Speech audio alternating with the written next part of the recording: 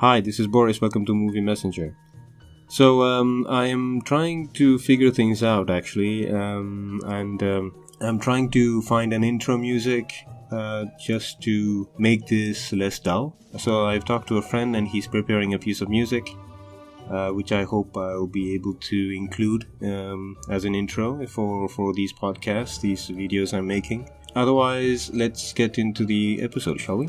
So, today I want to analyze a movie I wanted to talk about for a long time from one of the most versatile filmmakers in Hollywood, Stanley Kubrick. On this episode, I look at his last film, Eyes Wide Shut. Now, how is this different from any of the hours and hours of videos and podcasts about this movie that exist out there? For one, I won't talk about the Illuminati secret powerful organization angle because I see this as a cautionary tale, and I would even go so far to say maybe a movie that gives advice on intimate relationships. Of course, I'll touch on the dream and sex aspect, no pun intended. As usual, I will give some basic information about the movie, give you spoilers warning in case you haven't watched this, tell you the plot, and dive into my analysis.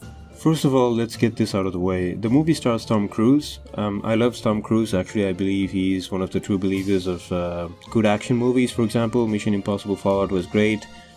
But I won't talk about the fact that he's a Scientologist, so there won't be any comments from my side on this channel. The other thing is apparently Stanley Kubrick is a very difficult director to work with, and it is rumored that he made actors do too many takes, even for the simplest takes like Tom Cruise walking into a room.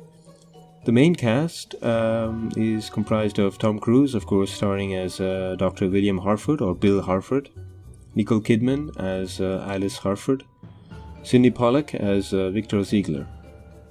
The movie is based on a novella called the Traum Novel, Dream Story, by Arthur Schnitzler, published in 1926 originally. People say that the author of the book was a friend with Sigmund Freud. This may not be completely true. A New York Times article reveals that they never met in person actually. They had admiration for each other's work and they actually corresponded, but they never actually met in person. But we can say that they were, let's say, familiar with each other's work. It's interesting to know that the author was a doctor who became a writer. Bill, the main character, is also a doctor in the film. I've not read the book, and since it was published in 1926 and the movie takes place in 1990s, I'm sure a lot of changes have been made. Furthermore, knowing Kubrick, from what we know of the adaptation he made of Stephen King's Shining, I'm sure the filmmaker has made the story his own. In a good way, of course. Another thing that people tend to forget is that at this period Tom Cruise was in his prime in Hollywood. And so was Nicole Kidman. They were a power couple. Okay, so spoiler alert. You need to know the password and come in your own car if you want to go further. Okay, so here's the story. I don't want to go through the entire movie, but I do want to talk about the important beats of the movie, because there is a lot of things happening in the movie which sort of builds towards the end. So, Bill and Alice Harford live a seemingly perfect life. The movie starts with them going to a party hosted by Victor Ziegler, played by Sidney Pollack. During the party, one of Ziegler's men asks for Bill's help. A model/prostitute almost overdosed and they need medical assistance. Bill helps out and he's asked to keep this as a secret. While this is going on, a Hungarian guy is flirting with Alice, played by Nicole Kidman, drunk on champagne. The next day, Bill and Alice smoke pot and get high, and Alice confesses that she fantasized about sleeping with the naval officer she saw during one of their holiday trips. In the past, she admits that she would have given away everything, even the privileged life and she has as his wife and as a mother to Elena. This triggers a recurring scene in Bill's head in which he imagines his wife having sex with the naval officer. Nick Nightingale, a friend of Bill's who dropped out of college and became a piano player, reveals to Bill about the secret sex party where he will play piano later. Bill goes to the sex party because he has the password from Nick and is caught as people discover he's not really one of them, at which point a model who warned him earlier gives herself up so that he can be released. This experience leaves Bill troubled and curious about the party and the people behind it, so he investigates in every way he can, and when he goes back to the mansion, he gets a note that he should stop investigating about this and consider this as a warning. Later in the movie, Bill reads on the newspaper about a model found dead, and when he goes to check on her at the hospital, she's dead, and he realizes that it's the same girl who asked for his release at the sex party. After looking at her body, he gets a call asking him to come see Ziegler at his house. When Bill gets there, Victor asks him to stop what he's doing and explains that the people behind these activities are very powerful. Bill goes back to his house and finds the mask he wore at the sex party placed next to Alice when she's asleep. Realizing how close they are to do something to his family, he breaks down and tells everything to Alice. They go to Christmas shopping and Alice says that there's something very important they need to do to fuck. End of movie. So right away, I think in the first shot of Nicole Kidman nude, I felt like Kubrick was saying, here's a preview of what you're going to get, and we become a voyeur of sorts. There's a dreamlike setting of the film. The locations seem staged with strong, vivid artificial lights.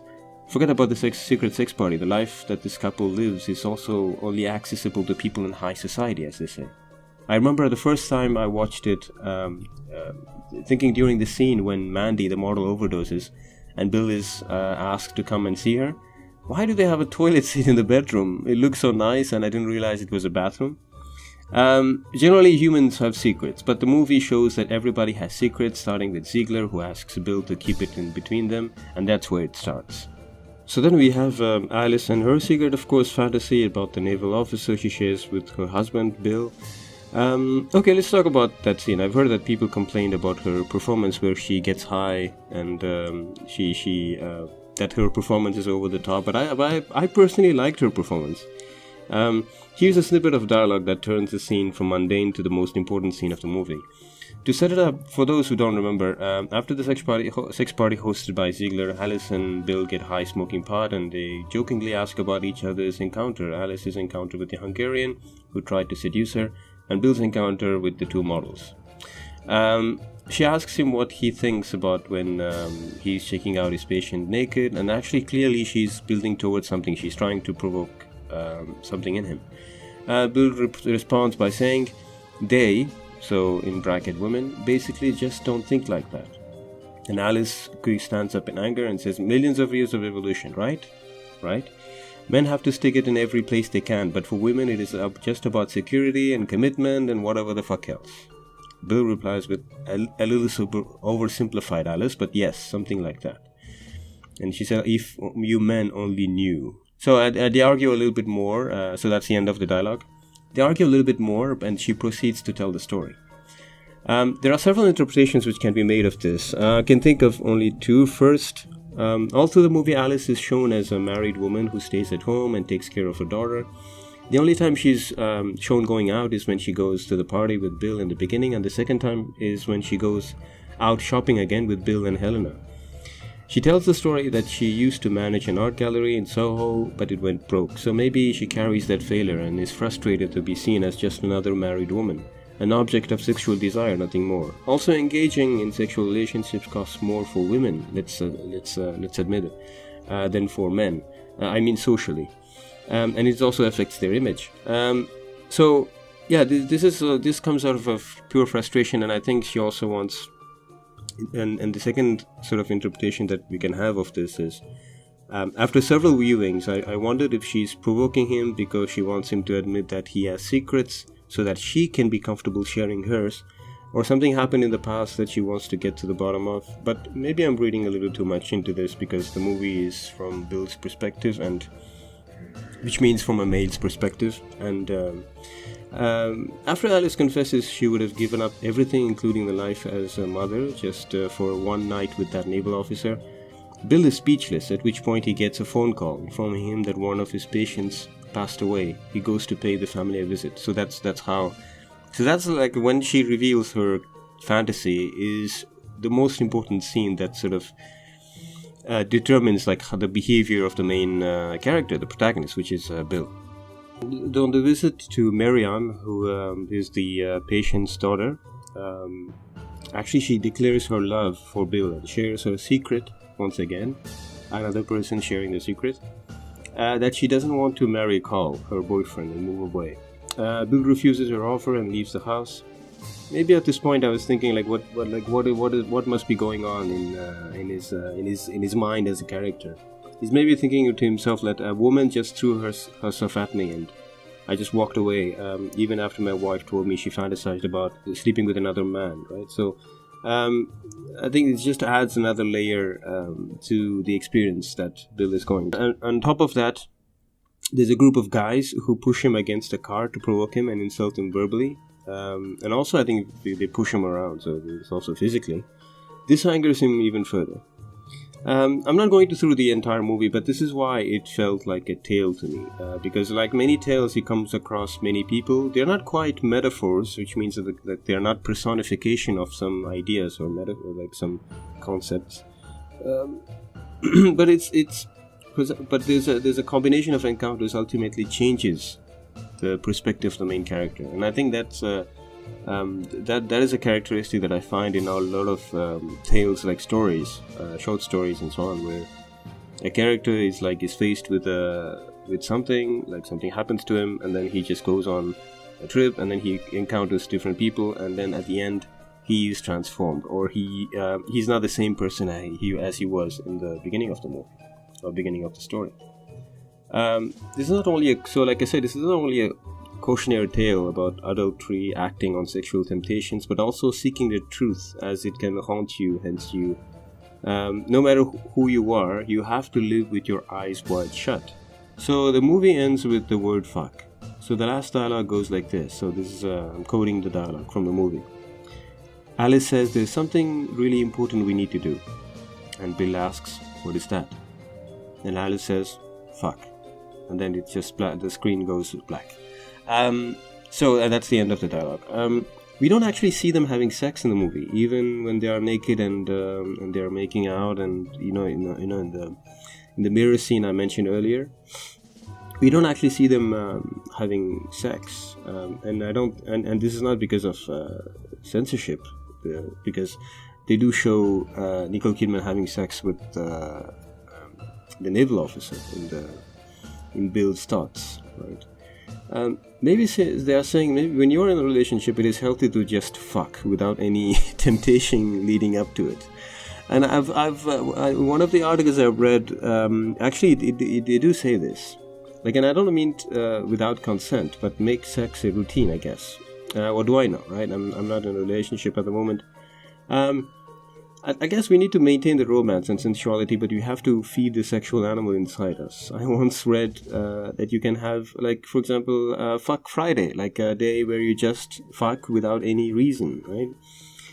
No matter what you have, you can have consenting sex with your partner every Friday, even if you don't feel like it. Okay, when he comes back from Ziegler's house, where he was told to stop the stupid investigations, he finds the mask next to Alice, right? So after seeing that, he breaks down and he says, sobbing, "I'll tell you everything. I'll tell you everything." So there's also this advice that you should be honest and open with people, like tell the truth about the things you are doing, especially when it comes to pursuing your temptations, right? And I mean, she just did it, what she fantasized about to him. So. And he actually wanted to act on it. So I think there's a difference between like having these thoughts and acting on them. So there was a really interesting point there. So I think that they are. I mean, for me, like I said, I see this movie as a totally different movie, because a lot of people just see this as a erotic thriller or whatever. But I just see it as a really cautionary tale about intimate relationships, and that you need to be honest with your partner. The chain of events were triggered by Alice revealing her disturbing truth to her husband, and this trip ends with him sharing his secrets. We have to be honest, we have to have honest discussions. Honest means dealing with the truth, and the characters facing the truth and coming out alive are stronger than those adjusting to the other's projected expectations. If you have a fantasy shared with your partner, like Alice thinking about acting on a temptation is not actually acting on it. You have to accept to separate the two, right? Just like accepting that sex is part of the relationship, it is not the relationship. Same goes for society. I think, for example, do the job you like, because otherwise you are lying to yourself. And actually that's exactly what I'm trying to do. What else can I say other people haven't said about the movie? Well, during the orgy scene, the song you hear is called Migrations by Jocelyn Pook, featuring a singer called Manikam. The lyrics are in Tamil, my mother tongue, so an Indian language. The only sentence that stood out in the portion of the song you hear in the scene is Idu Naragama, which meaning is this hell, right? So that was interesting. So there's something very hypnotic about this movie in general. A lot of people might say this is one of the most boring movies Stanley Kubrick made. Maybe I like it because it reminds me of the time when I used to live in Germany. I used to watch this movie over and over again. Maybe I love this film because it has a strong sexual undertone. It's a long movie, by the way, and I mean, I really recommend it because the duration is about 2.5 hours. But even if you know the ending, I mean, especially me, if I know the ending, I still want to watch it because I want to experience this world, and it's brilliant. Hey everyone, thank you for watching or listening to this episode. I hope you liked it. I wanted to talk about this movie for a long time. I'm glad I finally did it. If you like what I do, please consider supporting me on Patreon, patreon.com/sketchmanboris. You'll be helping someone transitioning into things I love doing. If you're listening to this on SoundCloud, please check out my videos on YouTube channel called Movie Messenger. I also publish a monthly webcomic series called Tech, that's Tech, on Webtoons application. And if you want to see my cartoons and digital paintings, follow me on Instagram at sketchman_Boris. So the next movie I'll be talking about is maybe Enemy, the 2013 movie directed by Denis Villeneuve.